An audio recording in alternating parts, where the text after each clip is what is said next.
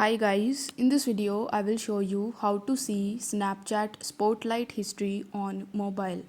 So in order to view your Snapchat Spotlight works, you just have to launch your Snapchat app and then tap onto your profile icon in the top left hand corner.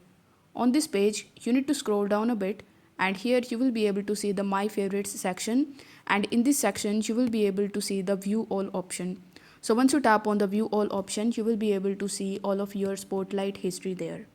As you can see that currently I don't have the Spotlight in my account. That's why it is showing me this prompt that says snaps your favorite in stories or Spotlight will appear here.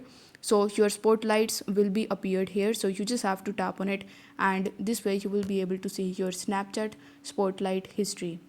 I hope this video was helpful, and if it was, then don't forget to like the video and subscribe to the channel. Thank you so much for watching.